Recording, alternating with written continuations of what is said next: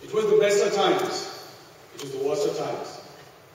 Guest of honor, Professor John Wood, Dr. Thirumaratnam, Ms. Colin Ken, distinguished administrators, distinguished lecturers, my fellow students, our families, ladies and gentlemen, it's with great honor and pride that I take this opportunity to address all of you on behalf of this very accomplished set of graduates.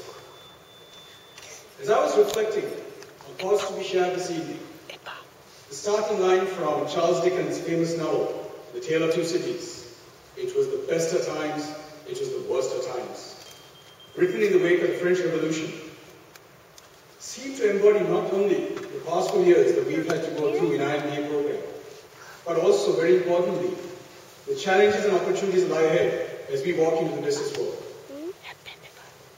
The past few years have put many of us to the test of endurance and persistence in having to juggle not only our work, our personal lives, the challenging MBA program that we've all been through, and all of the daily realities.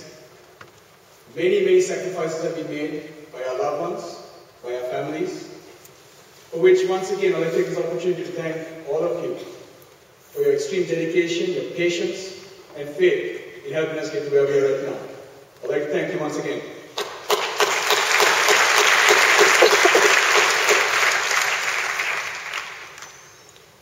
Those late Friday night classes that somehow Mr. Jeffrey seemed to magically know when it was a really bad week at work to make sure he kept us that extra 45 minutes. All those waking up early morning on Sundays to unfortunately somehow always not the most interesting classes. And all the numerous all-nighters I'm sure all of us have had to put through to ensure that we got our assignments done and pass the exams. Guys, we truly have been through some of the worst of times. However, all of these experiences and these inconveniences that I just mentioned pale in comparison to the experience of being challenged, of being inspired by some of the brightest and some of the most diverse professionals that seem to be attracted into our class. The flexible and the practical MBA program that ACBT has put together has attracted some of the most driven, some of the most influential professionals, not only from corporate Sri Lanka, but also from our neighboring countries, from Maldives. We had a few people from China, from Bangladesh, and I'm sure it's only about to grow. Now, having to facilitate adult learning to this bunch of know-it-alls, right, this bunch of think they know it all, is never an easy task. And for this, I want to thank all of our facilitators for your patience and tolerance, your guidance, your direction, and most importantly, thought-provoking inspiration has helped challenge us to ask some very tough questions from our industries, from our bosses and ourselves. This sense of inquiry, quest to challenge the status quo, will be the greatest challenge that we take away tonight. And for all these reasons, these past few years have also been the best of times that we're going to have. And I'm sure we all will cherish the years to come. Now, as we look forward to the business context that we all step into with this great MBA, it does come across very daunting. It sure is addressed as one of the worst of times. The credit crunch, housing bust, commodity collapse, these have all contributed to wipe out over $50 trillion worth of market valuation, just like that. Worldwide unemployment is at an all-time peak, continues to rise. And above all, I strongly believe one of the biggest challenges that business faces today is the widespread uncertainty that seems to have crippled all of us in terms of not taking action and being stagnant in where we are right now. Seems very gloomy, doesn't it? Daunting.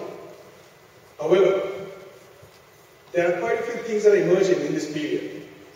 There is a confluence of events that are coming together. The economic power shift from the west to the east has been accelerated. Technological enablements are starting to change paradigms that have been existent for the longest time and never thought to be challenged. And probably most important of all, locally in Sri Lanka, there is a renewed sense of hope and human spirit.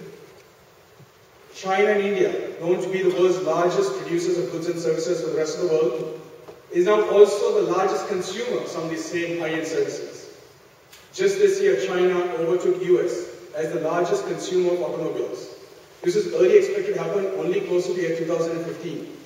The current crisis has really accelerated this process. Technological enablement has made access to information faster, better and cheaper, all which contributes to be able to align, reach out, mobilize and bring together humans from all across the world in an effective way that has never been possible before. Barack Obama's campaign success is a great example of this. Closer to home in Sri Lanka, 3 decades of bitter war has been ended. There's obvious relief associated with this. However, one of the most important things that we have at our fingertips to capitalize is a renewed spirit of optimism and the rejuvenation that we all require to be able to take on this country. My dear friends, for all of us that are able to see these patterns, connect the dots, and be able to challenge and step up to the challenge in charting new courses of discovery, right now, right here, these are the best of times. I want to leave with you 3 simple principles that have inspired me.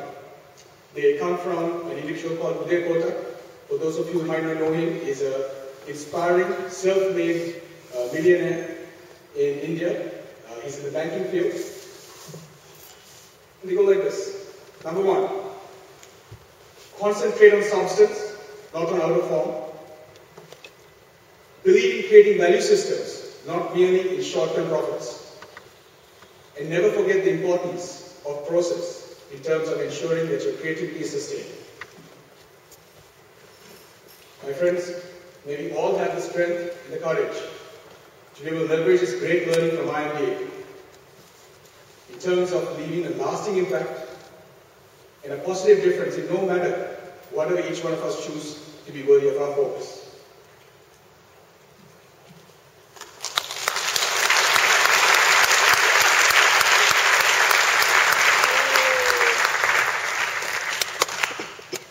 Thank you, Ruwindhu.